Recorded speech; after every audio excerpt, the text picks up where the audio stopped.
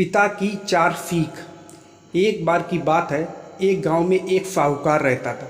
वह अपने व्यापार के क्षेत्र में काफ़ी उन्नति कर चुका था, जिसके बदौलत उसके पास धन संपत्ति किसी भी चीज़ की कोई कमी नहीं थी। लेकिन एक बात उसे खाई जा रही थी कि मेरे मरने के बाद मेरा बेटा अपना जीवन कैसे संभालेगा, क्योंकि उसका बेटा दिमाग से बिल्कुल नासमझ था। उसे बाहरी दुनिया की बिल्कुल भी समझ नहीं थी। कुछ दिन बाद साहूकार का स्वास्थ्य खराब रहने लगा। अब उसे महसूस हो गया था कि उसकी मृत्यु किसी भी क्षण हो सकती है। तब उसने अपने नासमझ बेटे को बुलाया और उसे अपने जीवन संभालने के लिए चार बातें सिखाईं। पहली सीख, बेटा जब भी काम पर जाए तो छाँव में जाना और छाँव में ही घर वापस आना। दूसरी सीख, घर के चारों तरफ चमड़ी की बाउंड्री करवाना। तीसरी सीख, हमेशा मीठा भोजन करना। चौथी सीख, पत्नी को हमेशा बांध कर पीटना। बेटे को चार बातें सिखाते ही साहूकार जी स्वर्ग सिधार गए। अब बेटे ने अपने पिता की चार बातें अपने जहन में बैठाईं और एक नई जिंदगी की शुरुआत करने लगा।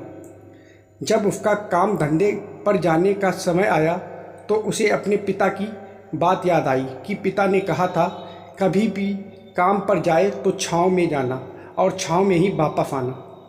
चूँकि पैसों की कमी थी नहीं, इसलिए उसने यह बात याद करके अपने घर से ऑफिस तक एक बहुत बड़ा टेंट लगवा दिया ताकि धूप से बच सके।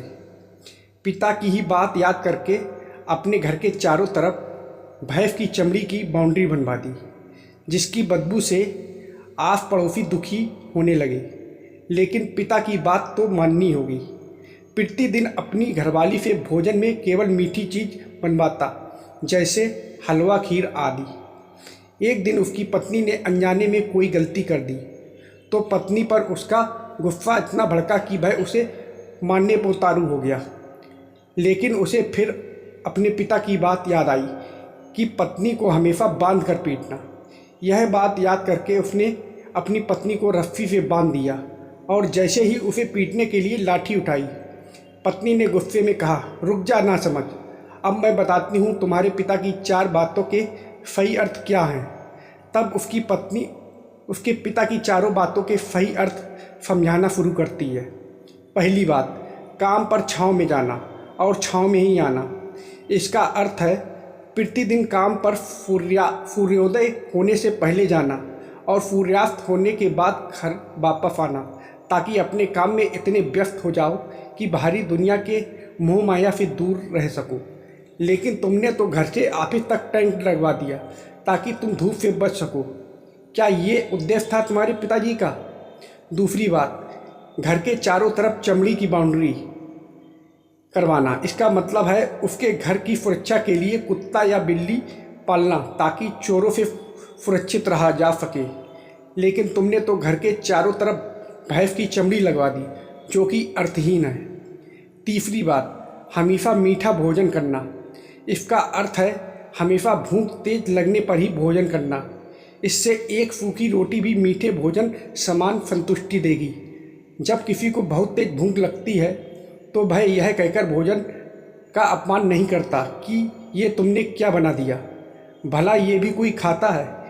यह तुम लोगों के काम होते हैं और तुम प्रतिदिन मुझसे मीठा भोजन बनवाते हो, जो मनुष्य को गंभीर बीमारी की ओर ले जाता है। चौथी बात, पत्नी को हमेशा बांध कर पीटना। इसका अर्थ जानते हो? इसका मतलब है कि पत्नी को केवल तब पीटना जब उसके कोई औलाद हो जाए, क्योंकि औलाद होने से एक स्त्री रिश्तों में बंध जाती है। जब तक किसी स्त्री के औलाद नहीं है तब तक वह स्वतंत्र है। अगर उसकी आज़ादी छीनने की कोशिश करोगे तो वह अपने स्वतंत्र मन से कहीं भी उड़ सकती है। हाथी के दांत दिखाने के और खाने के और, अर्थात पिता ने सिखाया कुछ और, बेटा सीखा कुछ और। उसकी पत्नी इतने दिनों से मौन इसलिए थी क्योंकि वह अपने पति के नासमझ दिमाग को भली भांति जानती थी। इसलिए उसने अपने पति को उसके हाल पर छोड़ दिया, करने दो जो करता है। लेकिन नौबत जब सच में उसके ऊपर आ गई तो वह भड़क उठी और उसे अपनी चुप्पी तोड़नी पड़ी।